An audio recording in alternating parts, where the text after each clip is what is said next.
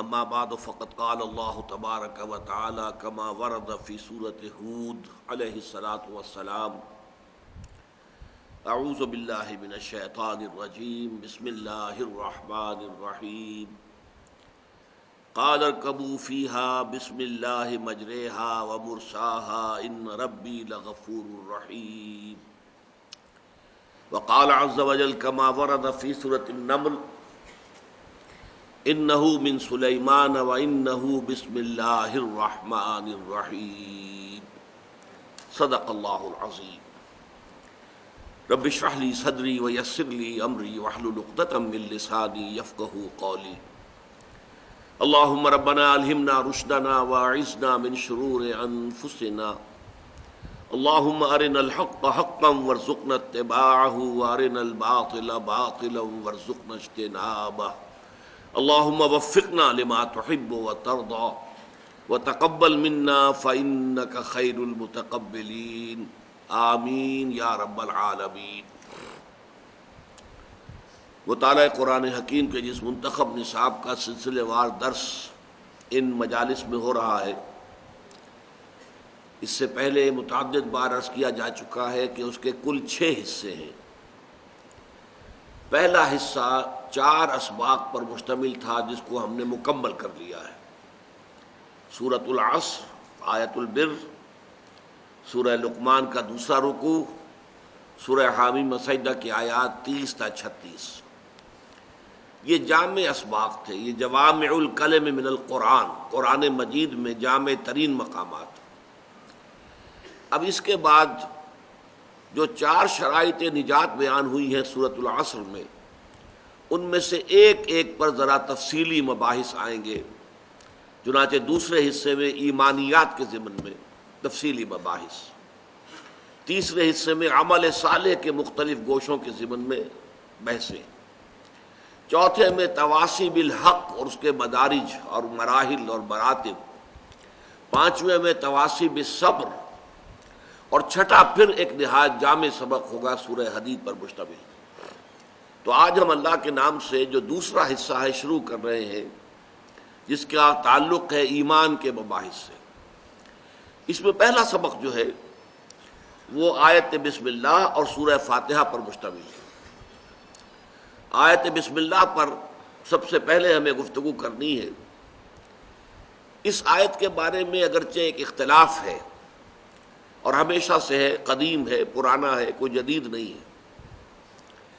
آیا یہ آیت ہر سورت کا حصہ ہے یا نہیں ہے؟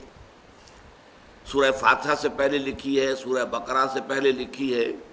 قرآن مجید کی 114 سورتوں میں سے صرف ایک سورت ایسی ہے جس کے شروع میں آیت بسم اللہ نہیں لکھی جاتی، اور وہ سورہ توبہ ہے۔ باقی 113 سورتوں کے شروع میں لکھی ہوئی موجود ہے۔ لیکن آیا یہ ان سورتوں کا حصہ ہے یا نہیں؟ اس ضمن میں مدینہ منورہ، بصرہ اور شام کے جو قرات ہیں، قاری حضرات، اساتذہ قرات، ان کی رائے یہ ہے کہ یہ کسی صورت کا حصہ نہیں ہے، بلکہ صرف بطور علامت، فصل کے طور پر، کہ یہاں سے ایک نئی صورت شروع ہو رہی ہے، یا ان 2 صورتوں کے مابین یہ ایک نشانی ہے فصل کی، اس کے طور پر درج ہے۔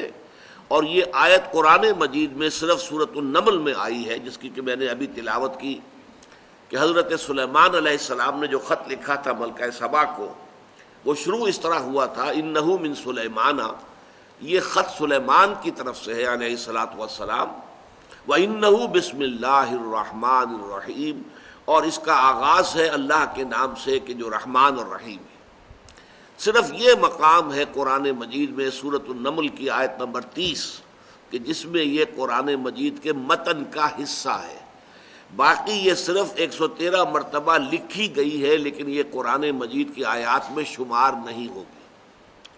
اس کے برعکس رائے ہے، یہ رائے جو ہے، جو میں نے عرض کیا کہ مدینہ منورہ اور بصرہ اور شام کے قراء کی ہے، یہی رائے جو ہے امام ابو حنیفہ کی ہے رحمۃ اللہ علیہ۔ اس کے برعکس ایک رائے ہے کہ یہ ہر سورت کا ایک جز ہے، اس کا لازمی حصہ ہے، اور اس میں شمار بھی کی جائے گی۔ یعنی جب سورہ فاتحہ پڑھیں گے تو بسم اللہ الرحمن الرحیم آیت نمبر 1 ہو گئی، الحمدللہ رب العالمین آیت نمبر 2 شمار ہوگی۔ یہ دوسری رائے ہے کہ جو کوفے کے قراء جو تھے ان کی رائے ہے، اور یہ مکہ مکرمہ کے قراء کی رائے بھی ہے اور کوفے کی رائے ہے، اور یہی رائے امام شافعی کی ہے رحمۃ اللہ علیہ۔ اب اس سے دو نتیجے نکلتے ہیں، ایک تو صرف علمی طور پر کہ قرآن مجید کی آیات کی تعداد کے ضمن میں بہت بڑا فرق واقع ہو جائے گا۔ 113 کا فرق تو یہی ہو گیا، آیا 113 مرتبہ آیت بسم اللہ شمار کی جائے گی یا نہیں کی جائے گی؟ کریں گے تو 113 تعداد بڑھ جائے گی، نہیں کریں گے تو گھٹ جائے گی۔ اور دوسرا فرق جو ہے عملی پیدا ہوتا ہے وہ نماز کے اندر، کہ جب امام شروع کرتا ہے جہری قرات، تو جو امام ابو حنیفہ کے پیروکار ہیں یا مدینہ منورہ اور بصرہ اور شام کے جو قراء ہیں ان کے پیروکار ہیں، وہ آیت بسم اللہ جو ہے وہ خاموشی سے پڑھتے ہیں۔ جہری قرات شروع ہوتی ہے الحمدللہ رب العالمین، اس لیے کہ ان کی رائے میں سورہ فاتحہ شروع وہاں سے ہوتی ہے، آیت بسم اللہ سورہ فاتحہ کا جز نہیں ہے۔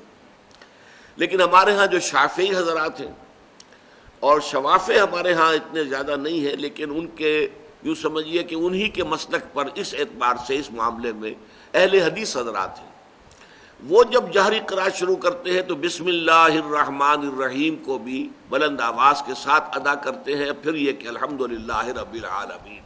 تو یہ ایک عملی فرق بھی واقع ہو جاتا ہے نماز کی ادائیگی میں، جبکہ نماز باجماعت ادا کی جا رہی ہو تو جہری رکعت کے اندر قرات کا آغاز آیت بسم اللہ سے ہوگا یا الحمدللہ رب العالمین سے ہوگا۔ اس کی بنیاد اس اختلاف پر ہے جو میں نے آپ کو بتا دی۔ یہ آیت جو ہے اپنے مفہوم کے اعتبار سے بڑی قدیم ہے، اس لیے میں نے آپ کو سورہ ہود کی آیت سنائی ہے کہ جب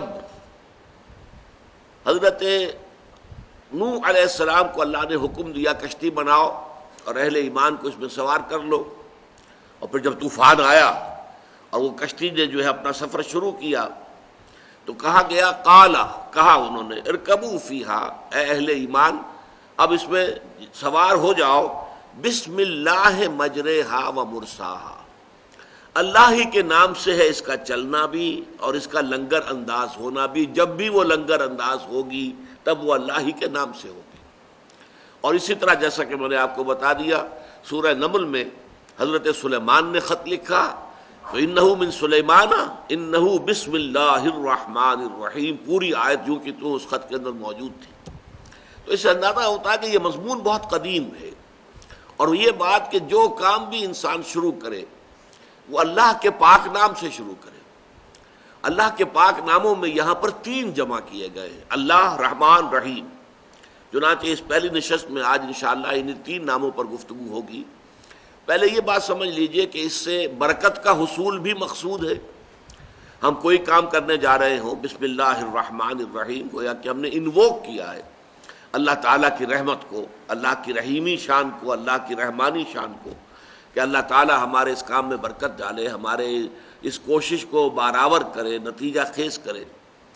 پھر اس میں یہ کہ جس شخص کو یہ عادت ہو جاتی ہے اس کے لیے ایک طرح سے یہ ایک انتباہ بھی بن جاتا ہے کہ کوئی کام شروع کرنے سے پہلے کوئی بھی کام تھا اور اس وقت اس کو شعور نہیں تھا کہ یہ کام جو میں کرنے چلا ہوں جائز بھی ہے کہ نہیں ہے، صحیح بھی ہے کہ نہیں ہے، لیکن جب کہے گا بسم اللہ الرحمن الرحیم تو اچانک چونک جائے گا کہ میں جو یہ کام کرنے چلا ہوں یہ تو اس اللہ کے حکم کے منافی ہے، یہ تو در حقیقت حرام ہے، ناجائز ہے، لہذا اس پر تو بسم اللہ الرحمن الرحیم گویا کہ بالکل اس کی متضاد کی حیثیت رکھتی ہے۔ تو یہ ایک جو ہے ایک سیلف وارننگ کا کام بھی اس آیت مبارکہ دیتی ہے کہ آدمی جب اس کو پڑھے تو یہ ایک شعور اس کے اندر پیدا ہو جائے، وہ ذرا سوچ لے، نگاہ باز گشت ڈال لے ذرا کہ جو ارادہ میں نے کیا ہے، جو کام کرنے کا میں نے فیصلہ کیا ہے، جس کا میں آغاز کرنے چلا ہوں، وہ صحیح بھی ہے یا نہیں، کہیں غلط تو نہیں، حرام تو نہیں، ناجائز تو نہیں۔ تو اس اعتبار سے ہر کام سے پہلے آیت بسم اللہ کا پڑھنا، ہر نیک کام سے پہلے تو لازماً، لیکن جب یہ عادت بن جاتی ہے تو پھر انسان ہر کام سے پہلے پڑھتا ہے، اور اس میں ایک طرح کی وارننگ جو ہے وہ اس کے لیے حاصل ہو جاتی ہے۔ اب آئیے اللہ تعالیٰ کے نام سے کہ جو رحمان ہے اور رحیم ہے، اس آیہ مبارکہ میں اللہ تعالیٰ کے 3 نام آئے ہیں۔ اللہ، اگرچہ اس سے پہلے ہمارے جو بھی اشباق ہو چکے ہیں 4، ان میں یہ لفظ آ چکا ہے، بار بار آیا ہے، لیکن میں نے اس کی وضاحت جو ہے اس کو اپنے ذہن میں مؤخر کیا ہوا تھا اسی درس کے لیے کہ آیت بسم اللہ کا درس ہوگا تو پھر یہ کہ وہاں تفصیل سے ان تینوں ناموں کے بارے میں بحث کی جائے گی۔ اللہ، الرحمن، الرحیم، 3 عظیم نام ہیں اللہ تعالیٰ کے۔ اللہ کے بارے میں یہ جان لیجئے کہ ایک اختلاف ہے۔ ایک رائے یہ ہے کہ یہ اسم جامد ہے، اسم علم ہے، یہ کسی مادے سے نکلا ہوا نہیں ہے، مشتق نہیں ہے۔ مشتق کہتے ہیں جو کسی لفظ علم سے، عالم، معلوم، یہ مشتقات ہیں۔ علم کے مادے سے یہ لفظ نکلتے چلے آ رہے ہیں، علم سے عالم، معلوم، معلومات، علامہ، متعلم، معلم، یہ سب مشتق ہیں۔ مادہ کیا ہے؟ عین، لام، میم۔ تو ایک رائے یہ ہے کہ نہیں، جو اسم علم ہوتے ہیں، جو علامت کے طور پر اشخاص کے نام رکھ دیے جائیں یا جگہوں کے نام، اب لاہور کا نام لاہور ہے تو یہ کسی سے نکلا ہوا نہیں ہے، لاہور ہے بس، اس میں جامد ہے، یہ اس میں مشتق نہیں ہے، یہ کسی اور لفظ سے نکلا ہوا نہیں ہے، یہ تو اس میں علم ہے۔ تو ایک رائے یہ ہے اللہ تعالی کا اسم ذات ہے اور اسم جامد ہے، اور یہ در حقیقت مشتق نہیں ہے، اسم علم۔ ایک رائے یہ ہے، اور خاص طور پر ہمارے جو صوفی حضرات ہیں ان کا خاص طور پر ادھر رجحان ہے، وہ اس کو اللہ کا اسم ذات سمجھتے ہیں، اس کے نقش بناتے ہیں، اس نقش کے اوپر توجہ مرتکز کرتے ہیں، میڈیٹیٹ کرتے ہیں، خاص طور پر لفظ اللہ کے اوپر۔ اس حوالے سے چونکہ ہمارے ہاں تصوف کے جو اعمال ہیں، جو اوراد اور جو مراقبے ہیں، ان میں اس لفظ کو بہت اہمیت حاصل ہے، لہذا ان کی رائے یہ ہے کہ یہ اسم جامد ہے، اسم علم ہے، یہ مشتق نہیں ہے۔ ویسے یہ کہ یہ اسم جامد ہے یا نہیں، اسم علم ہے یا نہیں، لیکن ایک بات بالکل واضح ہے کہ یہ اسم علم کے طور پر بیہیو کرتا ہے۔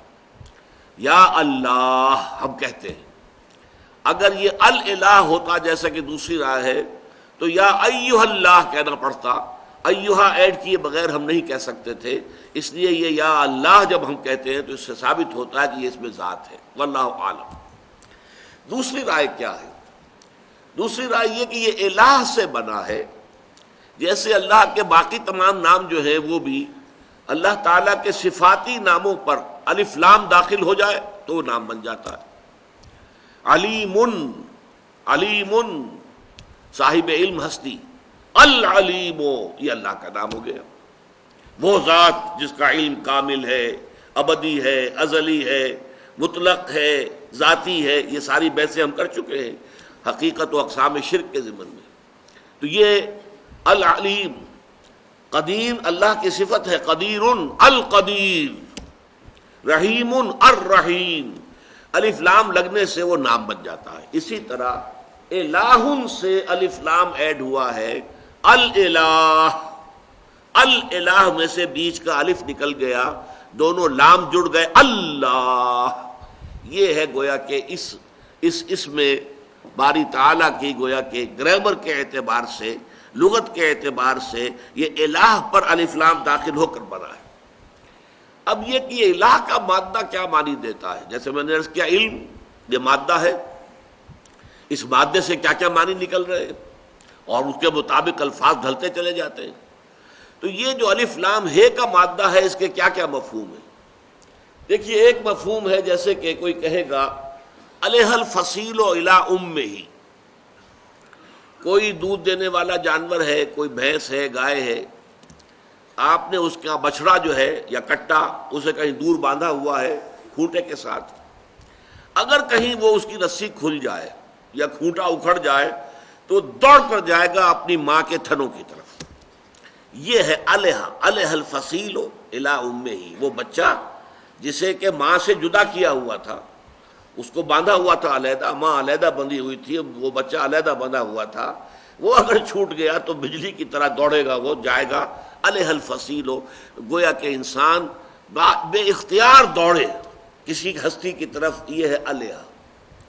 اس معنی میں اس لفظ کے اندر جو مفہوم ہے وہ عوام الناس کا جو تصور ہے اللہ کا، تکلیف میں اللہ کو پکارنا، حاجت میں اللہ کو پکارنا، مصیبت میں اللہ کو پکارنا، کوئی بھی اس قسم کی صورتحال پیش آ جائے تو جیسے وہ ماں سے بچھڑا ہوا بچہ جو ہے وہ دوڑتا ہے ماں کی طرف، ایسے ہی یہ بندہ لپکتا ہے اللہ کی جانب، اللہ کی رحمت کی دعائی دیتا ہے، اللہ سے حاجت روائی کی درخواست کرتا ہے، اللہ سے رزاقی کا حوالہ دیتا ہے، پروردگار میں بھوکا ہوں، میرے لیے رزق کا بندوبست فرما۔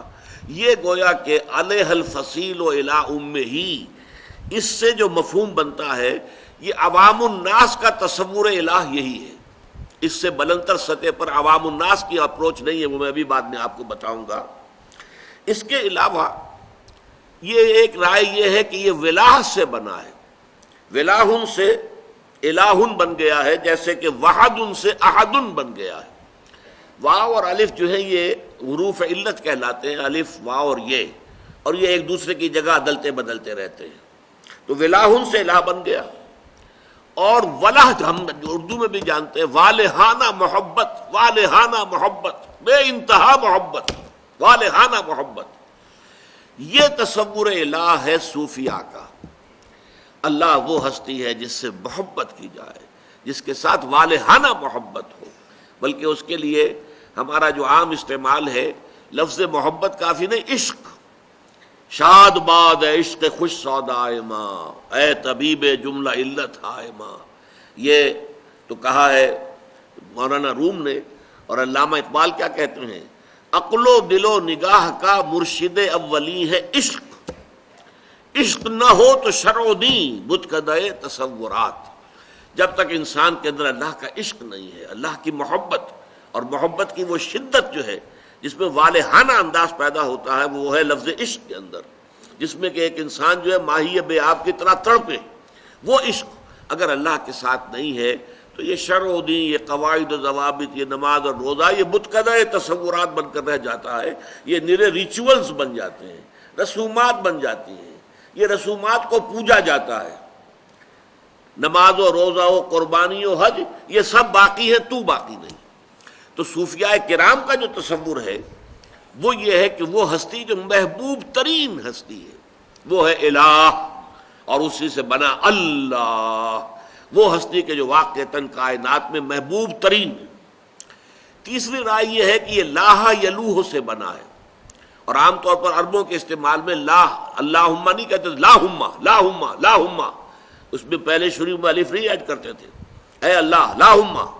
تو یہ لاہ یلوہ کے دو معنی ہیں، ارتفع بہت بلند ہو گیا، اور احتجب چھپ گیا۔ اس اعتبار سے یہ فلسفیوں کا تصور الہ ہے، وہ ہستی کہ جس کی کنہ تک ہم نہیں پہنچ سکتے، جس کی حقیقت کو ہم نہیں جان سکتے۔ ہمارا سارا سرمایہ جو بھی ہے معرفت خداوندی کا، وہ صرف اس کے اسماء و صفات کے حوالے سے ہے، ذات باری تعالیٰ کے بارے میں ہم کچھ نہیں جانتے۔ اس کے بارے میں کہا ہے فارسی کے اندر تو بہت اعلیٰ اس کا تصور جو دیے گئے ہیں، اے برطرز خیال و گمان و قیاس و وہم، اے وہ ہستی برطرز خیال و گمان و قیاس و وہم، وز ہرچ گفتیم شنیدیم و خواندیم، جو کچھ تیرے بارے میں ہم نے پڑھا ہے، سنا ہے، اور جو کچھ ہم نے کہا اس سے تو بہت برتر ہے۔ احمد سرہندی رحمۃ اللہ علیہ مجدد الفسانی اپنے خطوط میں لکھتے ہیں، وراء الورا ثم وراء الورا ثم وراء الورا، وہ بہت بلند سے بلند، بلند سے بلند، ہمارے تصور سے، ہمارے خیال سے، ہر شے سے بلند ہے۔ تو وہ ہستی کہ جو ہمارے وہم اور خیال اور تصور سے ماورا ہے وہ ہے احتجابا۔ اور بڑے پیارے الفاظ آپ کو سنا رہا ہوں امام راضی کے، فسبحان الذی احتجب لشدت ظہورہ، پاک ہے وہ ذات کے جو چھپ گئی ہے اپنے ظہور کی شدت کی وجہ سے، اتنی ظاہر و باہر ہے کہ نظر نہیں آتی۔ آپ سمجھے میری بات؟ سورج جب اس کی شعاعیں آ رہی ہیں آپ سورج کو نہیں دیکھ سکتے، حالانکہ سورج کہیں چھپا ہوا تو نہیں ہے، لیکن اس کی شعاؤں نے چکا چوند کر دیا ہے۔ آنکھیں جو ہیں آپ کی وہ تاب نہیں لا رہی ہیں، وہ بند ہو رہی ہیں، برداشت نہیں کر رہی ہیں، لہذا سورج کے کنٹورز آپ کو نظر نہیں آ سکتے۔ یہ تو شام کو آپ دیکھتے ہیں کہ جب وہ غروب ہو رہا ہوتا ہے یا صبح جب طلوع ہوتا ہے، جبکہ شعاعیں براہ راست آپ پر نہیں آ رہی ہوتی، اس وقت یہ کہ آپ کو نظر آ جاتا ہے یہ تھالی کے مانند ہے، یہ گول ہے. ورنہ یہ ہے کہ جب سورج اپنی پوری شدت کے ساتھ چمک رہا ہو، نصف النہار پر ہو، تو کیا ہوگا کہ وہ اپنے شدت ظہور کی وجہ سے چھپ گیا ہے. وہ چھپا ہوا اس معنی سے نہیں ہے کہ مخفی ہے، وہ اپنے شدت ظہور. فسبحان الذی احتجب لشدت ظہورہ. اور اسی لیے اللہ تعالیٰ کے ناموں میں سے دو نام، یہ سورہ حدید جو آخری ہمارا درس ہے میں نے آپ کو بتایا، اس میں آئے گا هو الاول والآخر والظاہر والباطن.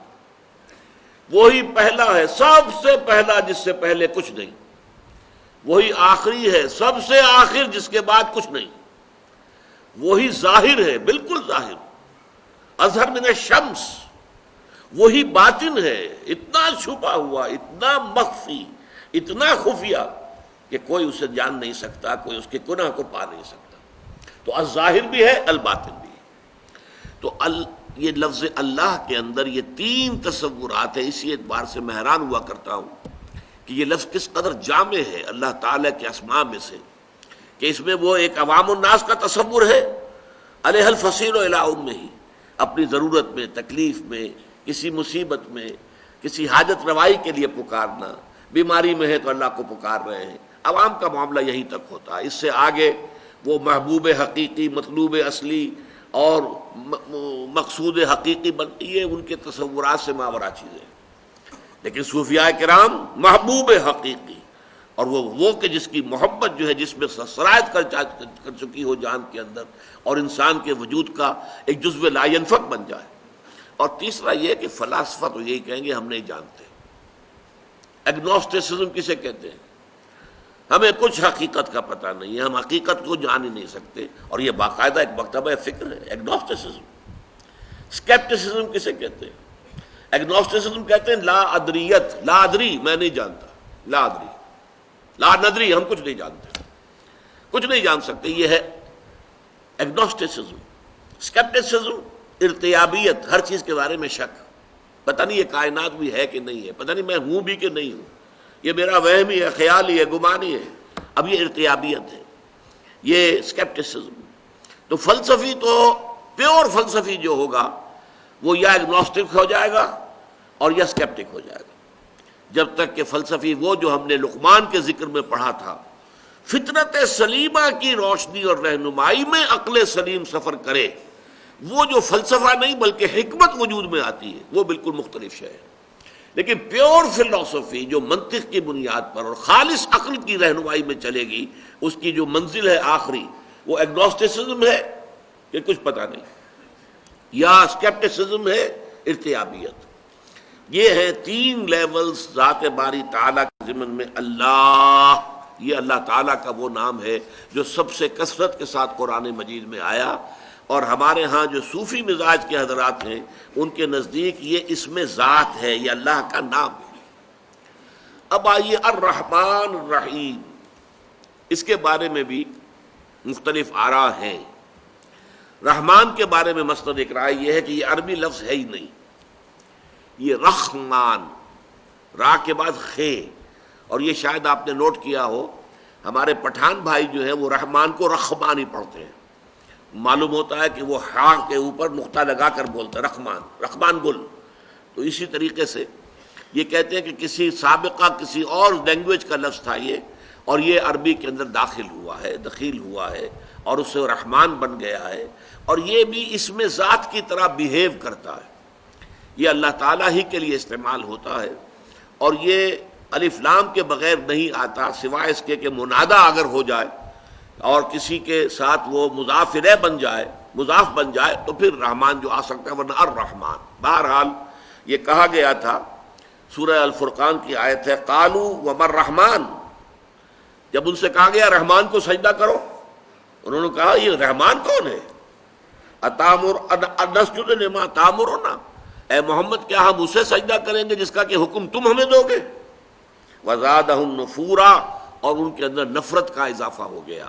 تو عرب نے پہل رحمان کے لفظ کو قبول کرنے سے ابا کیا کہ یہ کیا، کہاں سے لے آئے تم یہ لفظ، یہ تو ہمارا لفظ نہیں ہے. حالانکہ موجود تھا یہ لفظ، لیکن یہ کہ بہت شاذ استعمال ہوتا تھا۔ حضرت ابو بکر کے بیٹے کا نام عبد الرحمن ہے، پھر آپ کو معلوم ہے عشرہ مبشرہ میں سے ایک صاحب ہیں عبد الرحمن ابن عوف رضی اللہ تعالی عنہ۔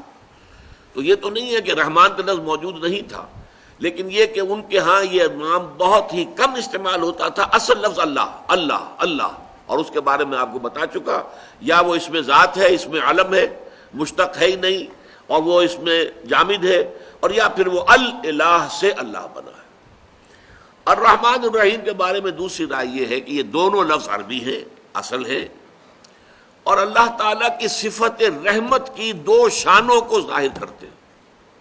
یہ مسئلہ جو ہے آپ بہت سی تفاسیر کے اندر اگر دیکھیں گے تو کافی اس میں بہت سے اقوال آپ کو مل جائیں گے، کنٹراڈکٹری بھی مل جائیں گے، کہ یہ صرف ایک مادہ ہے رحمت، رحم، را ہا میم، جس سے اللہ کے دو نام ہیں، باقی کسی اور مادے سے دو نام نہیں ہے، ایک ہی نام بنے گا۔ یہاں دو نام ہیں رحمت سے، رحمان رحیم۔ اس کی وجہ کیا ہے؟ یہ ایک خاص بڑا مسئلہ رہا ہے اہل علم کے نزدیک، تو مفسرین کے نزدیک اس کی وجہ بیان کرنا۔ تو جان لیجئے کہ رحیم ہے فعیل کے وزن پر۔ فعیل جو ہے عربی زبان میں آتا ہے کسی ایسی صفت کے لیے جو مستقل ہو، علیم، جس کی صفت علم جو ہے وہ مستقل ہے، دائمی ہے، عارضی نہیں ہے۔ وہ حسین، جس کا حسن جو ہے وہ مستقل ہے، دائمی ہے۔ تو فعیل کے وزن پر جتنے لفظ بھی بنیں گے ان کے اندر دوام اور تسلسل ہوتا ہے، پائیداری ہوتی ہے، استقلال ہوتا ہے۔ اور رحمان جو ہے یہ فعلان کے وزن پر ہے، اس میں مبالغہ، فعلان یا فولان، یہ دو آتے ہیں کہ جس میں کوئی کیفیت نہایت ہیجانی ہو، طوفانی ہو۔ اب ہیجان یہ خود اسی رحمان کے وزن پر ہے، طوفان فولان کے وزن پر ہے۔ عرب اگر بھوکا مر رہا ہوگا تو کیا کہے گا؟ انا جوعان، میں بھوک سے مر رہا ہوں، انتہائی بھوکا ہوں، انا جوعان۔ اگر بہت پیاسا ہوگا انا عطشان، میں بہت پیاسا ہوں، پیاس سے مرا جا رہا ہوں۔ اسی طرح قرآن مجید میں لفظ آتا غضبان، نہایت غضبناک، نہایت غصے میں۔ یہ لفظ کس کے لیے آیا ہے؟ حضرت موسیٰ علیہ السلام جب اللہ تعالیٰ سے ہم کلام ہو رہے تھے کوہ طور پر، تو وہاں اللہ تعالیٰ نے فرمایا کہ تمہاری قوم کو تمہاری غیر حاضری میں سامری نے گمراہ کر دیا ہے، اور انہوں نے ایک بچڑا تراش لیا ہے، بنا لیا ہے، اور بچڑے کو پوجنے لگے۔ اب اس کی سے جو غصہ آیا ہے اپنی قوم پر، اور حضرت موسیٰ علیہ السلام آپ کو معلوم ہے جلالی مزاج کے آدمی تھے، قبطی کو ایک مکہ مارا تھا مصری کو، اور اس کی جان نکال دی تھی۔ اسی کے نتیجے میں پھر وہاں سے مفرور ہو کر جانا پڑا تھا مدین، اور وہاں رہے کئی سال، 10 سال لگے۔ یہ مزاج جو ہے، تو جب وہ واپس آئے ہیں تو غضبان اسفا، موسیٰ جب لوٹے ہیں تو نہایت غضبناک تھے اور نہایت افسوس کے اندر کہ میری قوم نے، جس کو اللہ نے میرے ذریعے سے نجات دی، غلامی کے بندھنوں میں بندھے ہوئے تھے، انہیں پرسیکیوٹ کیا جا رہا تھا، ان کے بیٹوں کو قتل کر دیا جاتا تھا پیدا ہوتے ہی، اور بچیوں کو زندہ رکھتے تھے اپنی خدمت گزاری کے لیے، اور آج یہ ہو گیا کہ انہوں نے بچڑے کو معبود بنا لیا۔ تو جو غضب اور جو غصہ آیا ہوگا اس کا ایک ظہور بھی ہوا کہ انہوں نے وہ جو جن پتھر کی سلوں پر، تختیوں پر تورات کے احکام عشرہ اللہ تعالیٰ نے لکھ کر دیے تھے، وہ تو زمین پر پٹخ دی، اور حضرت موسیٰ علیہ السلام کی داڑھی بھی پکڑ لی اور پیشانی کے بال بھی پکڑے، اور دونوں کے پکڑ کے کھینچا اپنی طرف غصے میں کہ تم نے یہ میری خلافت اور نیابت کا کیا حق ادا کیا؟ میں تمہیں بنا کر گیا تھا اپنا خلیفہ، اپنا نائب۔ تو غضب کا یہ عالم تھا۔ تو اس وقت میں بیان کر رہا تھا کہ اس وزن پہ جو لفظ آتے ہیں غضبان، عطشان اور طوفان، جوعان، یہ سارے ہیں کسی شے کے اندر انتہائی ہیجان بھی اسی وزن پر ہے، جوش و خروش کی انتہا ہو۔ اس اعتبار سے نوٹ کیجئے تو بہت سی باتیں کہی گئی ہیں، مثلاً اللہ تعالیٰ کی صفت رحمانیت کا تعلق تخلیق سے ہے۔ اللہ کی رحمت جوش میں آئی اور اللہ نے کائنات کو پیدا کر دیا۔ اس ضمن میں علامہ اقبال کا ایک شعر ہے بہت بلند، بہت اونچا، فلسفے اور تصوف کے اعتبار سے، میں کتنے حضرات اس کو صحیح اپریشیٹ کر سکیں گے میں کہہ نہیں سکتا. بضمیرت آرمیدم تو بے جوش خود نمائی بکنارہ برفگندی در آبدار خدرا. اے اللہ میں تو تیرے ہستی کے اندر آرام سے سو رہا تھا. اب یہ فلسفے کا مسئلہ ہے. اللہ تعالیٰ نے کائنات تو پیدا کی ایک خاص وقت میں، اس سے پہلے اللہ کو کائنات کا علم تھا یا نہیں تھا؟ علم تو قدیم تھا. مجھے اللہ نے پیدا کیا 1932 میں، لیکن اللہ تعالیٰ کے علم میں تو میں ہمیشہ سے موجود تھا. تو صور علمیہ کے اعتبار سے ہم اللہ کے علم میں ہمیشہ سے موجود تھے. تو میں تو اے اللہ تیرے علم کی گود میں میں آرام سے پڑا ہوا تھا، سو رہا تھا. تو نے اپنی خود نمائی کے جوش میں تجھے جوش آیا کہ اپنے آپ کو ظاہر کرے. یہ ہے وہ فلسفہ کہ جو علت تخلیق کے سلسلے میں واحد ایک بات ہے جو کہی گئی ہے، اگرچہ جو حدیث اس سلسلے میں بیان ہوتی ہے محدثین اس کو تسلیم نہیں کرتے. کنت کنزن مخفیا، حدیث قدسی ہے مبینہ طور پر. کنت کنزن مخفیا، میں ایک چھپا ہوا خزانہ تھا. میرے اندر قوت تھی، طاقت تھی، کریٹو پوٹینشل تھا، تخلیقی صلاحیت تھی، لیکن ابھی خفیہ ہے، مخفی ہے. کوئی اس کا دیکھنے والا ہے ہی نہیں، کوئی اس کا اپریشیٹ کرنے والا ہے ہی نہیں. فخلقت الخلق، تو میں نے مخلوق کو پیدا کیا لأعرف، تاکہ مجھے پہچانا جائے. اور مخلوق جو ہے پھر جب سب سے اونچی مخلوق انسان کو پیدا کیا جو غیب میں رہتے ہوئے مجھے پہچانے. فرشتے مجھے پہچانتے ہیں تو حضوری کی حالت میں پہچانتے ہیں، لیکن یہ پہچاننا جو غیب کے پردے میں. اسی لیے سورہ بقرہ میں آغاز ہی میں جو لفظ آیا ہے تو کیا ہے؟ الف لام میم ذالک الکتاب لا ریب فیہ ھدی للمتقین الذین یؤمنون بالغیب. غیب میں ہوتے ہوئے اللہ تعالیٰ کو پہچانتے ہیں، اللہ کو مانتے ہیں، اللہ کی بندگی کرتے ہیں، اللہ کی پرستش کرتے ہیں. کسی نے اللہ کو دیکھا تو نہیں. تو یہ در حقیقت معاملہ جو ہے یہ ہے اللہ تعالیٰ کے ساتھ معاملہ کہ اللہ نے کنت کنزن مخفین، میں ایک چھپا ہوا خزانہ تھا تو میں نے چاہا فاحببت ان اعرف، کہ مجھے پہچانا جائے. فخلقت الخلق، اب یہ ساری خلق جو ہے کائنات یہ گویا کہ اللہ کے پہچاننے کا ایک ذریعہ ہے. اس کی قدرت کا اندازہ کرو جس نے اس کائنات کو پیدا کیا، جس کی آخری حدیں ہمیں آج تک معلوم نہیں. وہ ہبل ببل کوئی کتنی ہی آپ 100 گنا ہبل ببل سے بڑی اور کوئی اگر آپ ٹیلیسکوپ بنا لیں گے تب بھی آپ اس کائنات کا سرا نہیں دیکھ سکتے. کچھ پتہ نہیں کہاں سے شروع ہو کر کہاں ختم ہو رہی ہے. یہ آپ کو اندازہ ہوتا ہے یا نہیں؟ یہ سورج اور چاند اور ستارے پیدا کرنے والی ذات کس قدر قدرت اس میں ہے، آج ہم اس کے ذریعے سے پہچان سکتے ہیں. یہ پوری کائنات اللہ تعالیٰ کی نشانیاں ہیں. ان فی خلق السماوات والارض واختلاف اللیل والنہار والفلک التی تجری فی البحر بما ينفع الناس وما انزل اللہ من السماء من ماء فاحیا به الارض بعد موتها وبث فيها من كل دابة وتصريف الرياح والسحاب المسخر بين السماء والارض لآیات لقوم یعقلون.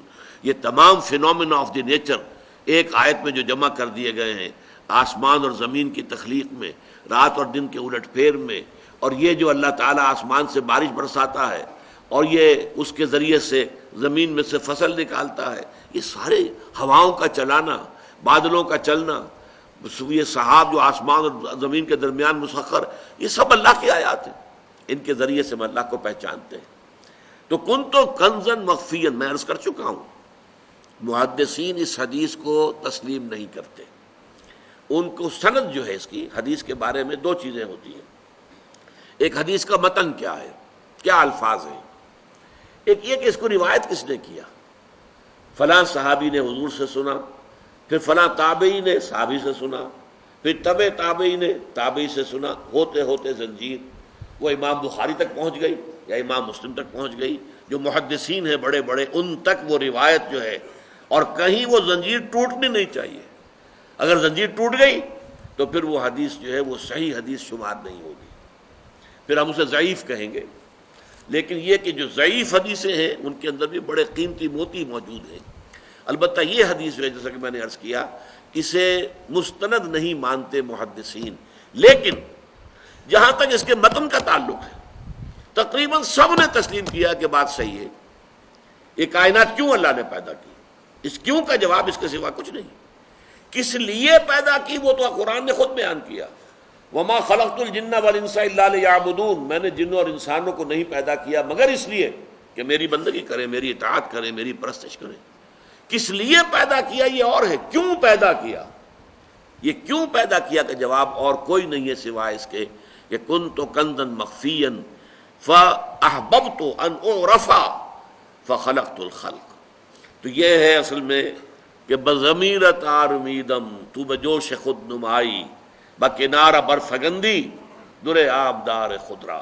جیسے سیپ ہوتی ہے، سیپ کے اندر موتی بنتا ہے نا، وہ جب تک موتی بن رہا ہے اس وقت تک وہ سیپ بند رہے گی۔ جب موتی تیار ہو گیا پوری آب و تاب کے ساتھ وہ سیپ کھلتی ہے اور موتی کو باہر پھینک دیتی ہے تاکہ لوگوں کو معلوم ہو کہ میں نے کیا چیز پیدا کی ہے، میری تخلیق، میرے اندر کس شے نے پرورش پائی، یہ معلوم تو ہونا۔ تو یہ بات جو ہے در حقیقت یہی آپ نے دیکھا ہوگا، ولادت کے بعد عورت کس قدر سخت مرحلے سے گزرتی ہے، ولادت کے جو درد سے ہوتے ہیں، لیکن اس کے بعد جب لا کر بچے کو اس کے ساتھ لٹا دیا جائے تو جو طمانینت، جو سکون، جو اطمینان، سب درد ختم ہوئے، سب چیزیں جو ہے وہ اس بچے کو دیکھ کر میرے اندر، میرے وجود کے اندر اس نے تخلیق پائی ہے۔ بضمیرت آرمیدم تو بجوش خود نمائی بکنارہ برفگندی در آبدار خضرا۔ اولاد بھی تو عورت کے لیے ایک موتی کے مانند ہے، وہ موتی ہے جو اس کے اندر تخلیق پایا ہے، اس کے وجود کے اندر جس نے کہ تخلیق پائی ہے۔ بہرحال ایک رائے یہ ہے کہ رحمان کا تعلق، رحمانیت کا تخلیق سے ہے، اور رحیم کا تعلق جو ہے وہ ربوبیت سے ہے۔ اب پالنے، پیدا کرنے کے بعد پالنا ہے، درجہ بدرجہ اس کو بڑھاتے ہوئے، اس کے سارے تقاضے، اس کی ساری ضروریات وہ پورا کرتے ہوئے اس کا جو یہ رحیم ہے، اس کے اندر جو ہے دوام اور تسلسل رہے گا، پیدا کرنے میں ایک جوش۔ اسی طریقے سے ایک لفظ استعمال ہوتا ہے عام طور پر ہمارے سابق مفسرین، رحمان الآخرہ، رحمان الدنیا و رحیم الآخرہ۔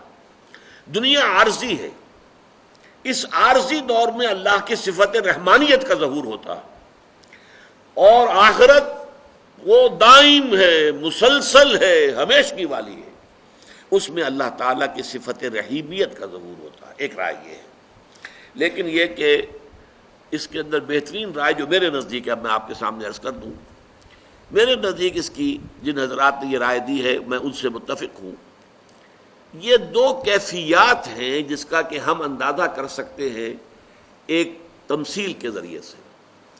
فرض کیجئے کہیں کسی بس کا ایکسیڈنٹ ہو گیا، آپ گاڑی میں سفر کرتے جا رہے تھے، آپ رکے، دیکھا، آپ نے دیکھا کہ ایک ماں، ایک بچہ، ماں فوت ہو گئی ہے، مر گئی ہے، اور شیر خوار بچہ جو ہے وہ اس کی چھاتی سے چمٹا ہوا رو رہا ہے، باپ یا کوئی اور رشتہ دار ہے ہی نہیں، اس عورت کی آئیڈینٹیفیکیشن بھی نہیں ہو رہی۔ کون انسان ہوگا کہ جس کے دل میں رحمت کا ایک ٹھاٹھے مارتا ہوا سمندر پیدا نہیں ہو جائے گا؟ یہ بچہ جو اب رہ گیا ہے بالکل بے آسرا، اس کا کوئی سہارا نہیں رہا، میں اس کی سرپرستی قبول کر دوں، میں اسے لے لوں، میں اسے پروان چڑھاؤں، اس کی کفالت کا ذمہ میں لے لوں۔ یہ ہے جوش، آپ کے اندر رحمت کا، رحمانیت والا جوش پیدا ہوا۔ آپ نے کہا یہ بچہ بھائی میں اس کی پرورش میں لیتا ہوں، اپنے ذمہ لیتا ہوں، اس لیے کہ اس کی کیفیت کو دیکھ کر آپ کے اندر وہ جوش پیدا ہوا آپ کی رحمت میں۔ لیکن عین ممکن ہے کچھ ہی دنوں کے بعد آپ پچھتائیں، یہ میں کیا کر بیٹھا، میرے اپنے بچے اتنے تھے، پہلے اتنا بوجھ تھا، ایک اور بوجھ میں نے لے لیا ہے۔ چونکہ ہمارے ہاں وہ جوش تو ہے، دوام نہیں ہے۔ اب اللہ تعالیٰ کی صفت رحمت کیا ہے؟ جوش بھی ہے، دوام بھی ہے، اور دونوں مستقل ہیں۔ اس لیے کہ جب اللہ تعالیٰ کی صفات قرآن مجید میں آتی ہیں جن میں حرف واو درمیان میں نہ آئے، الرحمن والرحیم، یہ تو ہو جائے گی مغایرت۔ اللہ تعالیٰ کی صفات جہاں قرآن میں آتی ہیں واو حرف نہیں آتا بیچ میں، صرف ایک استثناء ہے، چونکہ اس آیت کا حوالہ آج آ چکا تھا اس لیے میں بیان کر دیتا ہوں۔ سورہ حدید کی آیت جو ہے هو الاول والآخر والظاہر والباطن، یہاں واو کا اضافہ، وہ اول ہے، وہ اور آخر ہے، اور ظاہر ہے، اور باطن۔ باقی ہر جگہ بغیر واو کے آتا ہے۔ یسبح للہ ما فی السماوات و ما فی الارض الملک القدوس العزیز الحکیم۔ الملک والقدوس والعزیز والحکیم نہیں، بلکہ ایک آیت میں سورہ حشر کی 8 آیات 8 الفاظ اللہ کے آئے ہیں۔ الملک القدوس السلام المومن المہیمن العزیز الجبار المتکبر، 8 اسماء، کہیں حرف واو نہیں آیا، اس لیے کہ اللہ تعالیٰ کی یہ تمام صفات اس کی ذات میں بیک وقت موجود ہیں۔ واو ڈالیں گے تو اس میں فصل ہو جائے گا، اور فصل جو ہے ذات باری تعالیٰ کی صفات کے اندر صحیح نہیں ہے۔ اللہ کی تمام صفات اس کی ذات میں بیک وقت موجود ہے، تو اس کی ذات میں رحمت خداوندی جو ہے وہ شان رحمانیت کے ساتھ اور شان رحیمیت کے ساتھ بیک وقت موجود ہے۔ اور اب میں آخری بات عرض کر رہا ہوں، یہ شان رحیمی اور رحمانیت اللہ تعالیٰ کے ناموں میں سب سے زیادہ پیارے نام ہمارے لیے کیوں ہیں؟ حضور نے فرمایا صلی اللہ علیہ وسلم، کوئی شخص محض اپنے اعمال کی بنیاد پر جنت میں نہیں جا سکے گا جب تک کہ رحمت خداوندی دستگیری نہ کرے۔ کسی صحابی نے، واقعہ یہ ہے کہ بڑی جرت کی، ہمت کی، ڈرتے ڈرتے پوچھ لیا، کیا حضور آپ بھی؟ فرمایا ہاں میں بھی، ولا انا الا ان يتغمدني ربي برحمت منه وفضل، میں بھی بغیر اس کے کہ اللہ تعالیٰ اپنی رحمت اور فضل و کرم سے مجھے ڈھانپ لے جنت میں داخل نہیں ہو سکتا۔ تو ہماری لیے سب سے بڑی ضرورت کیا ہے؟ اللہ کی رحمت۔ یہی وجہ ہے سورہ رحمان، الرحمن علم القرآن، جو عروس القرآن جسے کہا ہے حضور نے، سورہ رحمان کو حضور نے فرمایا سورۃ الرحمان عروس القرآن۔ یہ سورۃ الرحمان جو ہے یہ قرآن کی دلہن ہے۔ کس قدر خوبصورت الفاظ، کس قدر جو ہے صوتی آہنگ، اس کا ملکوتی غنا، اس کی اپنی ایک جو ہے وہ میوزک، اس کا سمجھیے غنا موسیقی ہے۔ تو وہ سورۃ الرحمان جو ہے اس کا الرحمن علم القرآن خلق الانسان علمہ البیان، یہ 4 چوٹی کی چیزیں بیان کی گئی ہیں۔ اللہ کے نام میں چوٹی کا نام الرحمن، اللہ نے جو کچھ سکھایا انسان کو اس میں چوٹی کا علم، علم القرآن، اللہ نے جو کچھ تخلیق فرمایا اس میں چوٹی کی تخلیق، کلائمیکس، خلق الانسان، اور انسان کو جو صلاحیتیں عطا فرمائیں ان میں چوٹی کی صلاحیت علمہ البیان، اسے بیان کی صلاحیت عطا فرمائی۔ یہ ہے 3 اللہ تعالیٰ کے اسماء الحسنی جو قرآن میں بار بار آتے ہیں، بار بار آتے ہیں۔ الرحمن الرحیم تو ایک جوڑے کی شکل میں بہت مرتبہ قرآن مجید میں وارد ہوئے ہیں۔ تو یہ تینوں کے بارے میں آج میں نے چاہا کہ قدر تفصیل سے آپ کے سامنے بیان کر دوں۔ ظاہر بات ہے کہ ہمارے درس کے دوران یہ آئیں گے تکرار کے ساتھ، لیکن یہ کہ ہر موقع پر اس کی یہ وضاحت ممکن نہیں ہے۔ بارک اللہ لی و لکم فی القرآن العظیم ونفعنی و ایاکم بالآیات والذکر الحکیم۔